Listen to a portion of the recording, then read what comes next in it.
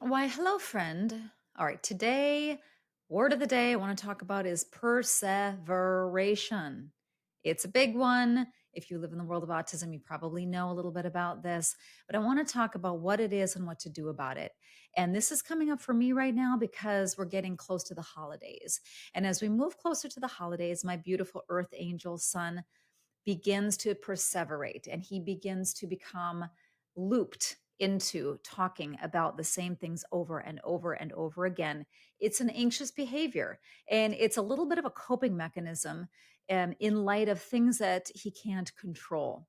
So but the word perseveration, you remember in the electric company, remember Sesame Street and the electric company? And I used to watch the electric company. That's how seasoned I am. So they used to have these words that would come into the side of the screen and the multiple syllables would come from either side and they would come together to make one big super word. Perseveration and all of its syllables is exactly that. It's a big word, but it's an important word to know and understand what it is and why it works. So it is that looping, repetitive speech, repetitive behaviors.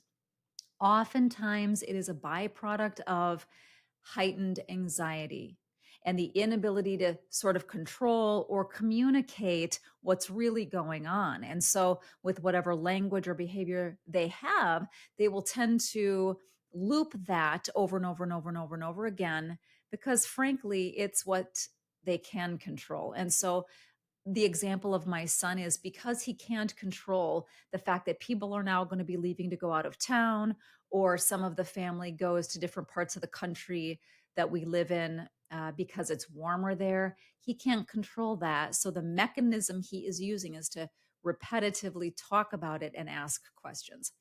Now, if you're on the other end of perseveration, you're doing this because you sometimes want to pull your hair out. Staying patient, staying compassionate, understanding why this is happening is going to be key. Of course, you know that. But understanding why it's taking place and then maybe one or two things that you can do to help will hopefully sort of lighten the load of perseverative seasons. It's not something that happens necessarily all of the time, although some individuals are incredibly perseverative. And we really want to do the best we can to support and help them through it. So, in these neurological loops, these patterns, one of the things that can be helpful is what's called a pattern disruptor to interrupt the pattern. To instead of engaging that same question or comment over and over and over again, which again ingrains the grooves of that neural pathway and continues on the perseveration rather than having that. One of the things you could do is provide that pattern disrupt and quickly change the subject. For example, if my son were to say, Grandma and Grandpa are here January, February, March, April, May, June, they're gone in July, August, September. Or if he asks me several times that same question, one of the times he asks, I could simply say, hey, let's talk about who's here now. Let's talk about aunt and uncle. Let's talk about brother and sister. Let's talk about dad. What do you suppose they're doing today? What do you think they want to have for dinner? What? So moving out of that perseverative looped pattern is going to be instrumental in helping. That's a pattern disrupt. Get off that pathway and thought, cause their brain to think about something different in a different direction and ask them to get involved by communicating. Now, if they're nonverbal, they can type it out if they're using a tablet or keyboard mechanism, or you can simply, if the pattern or the perseveration is behavioral, in other words, a pacing, you could very easily, well, easy for me to say, you could attempt to introduce something different. Introduce one of the bouncy balls. We have these all over the place. You could introduce a rebounder, a mini rebounder, to try to burn up some of that anxious sort of behavior. But most importantly, our goal is to really try to provide some comfort and relief from it. So discovering what the antecedent is, or the reason for the behavior, the thing that comes right before the repetitive talking or the repetitive behavior is going to be key. And so, again, providing a pattern disrupt, changing the subject altogether, giving them something different to do with their hands or in a gross motor fashion, and or something different to talk about right away to get them off of that loop is one solution.